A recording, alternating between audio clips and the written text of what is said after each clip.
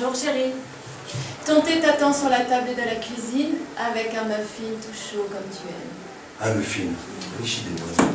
Mais pour le thé, le jour où tu me verras en boire, ce sera sous ma couette, avec 49 fièvres. Ou bien parce qu'il a décidé de me faire la surprise d'une soirée follement romantique, il me trouve là, mâchouillant mon pinceau avec délice devant un penseur de Rodin en chair et en muscle assis sur la table basse, le sexe pudiquement couvert d'un drap de satin. Ah non, ah non. C'est une chance que tu dois saisir. Ce sera édité, c'est sûr.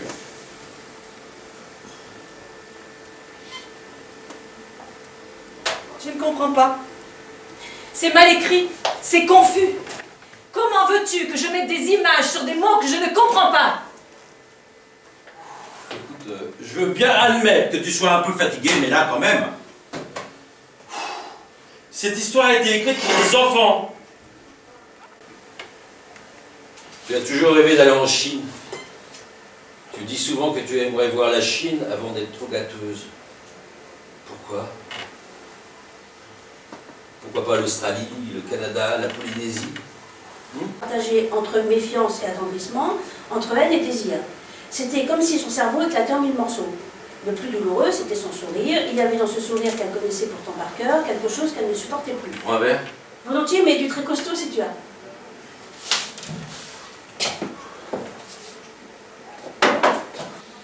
Mais comment les choses ont basculé? Ça t'est déjà arrivé de rêver que tu vois les choses en haut? Que tu es le spectateur de ta propre vie? Ben, tu vois ce qui se passe, tu sais ce qui va se produire, mais tu ne peux rien faire. Tu ne peux qu'assister à un puissant désastre.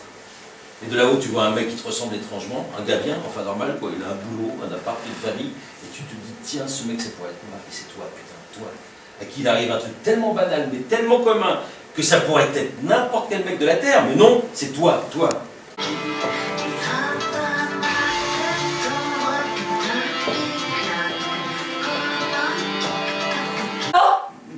Mais je ne comprends pas ce que tu dis, je ne comprends pas ce que tu peins. Je ne comprends pas pourquoi j'ai retrouvé hier mes clés dans le réfrigérateur. Je ne comprends pas ce que ma cravate vient faire là, au milieu de tes tubes de couleurs. Je ne comprends pas pourquoi tu ne me parles pas. Mais tu es toujours à me reprocher quelque chose, hein? Mais je n'y suis pour rien, moi, si tu perds sans arrêt tes affaires. Hein? Tu te souviens quand maman jouait de la musique, quand on était gamin?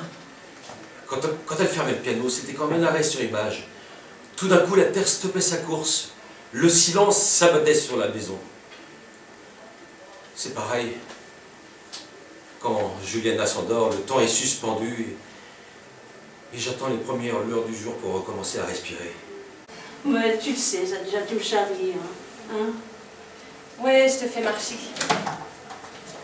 Tu n'as pas envie de parler de toi, c'est ça? J'allais me faire une petite eau chaude. Tu m'accompagnes? Une eau chaude. Waouh, quelle folle proposition. Et dis donc, c'est pas ce soir qu'on va se la prendre, notre cuite, hein. J'ai encore un peu de travail avant ça.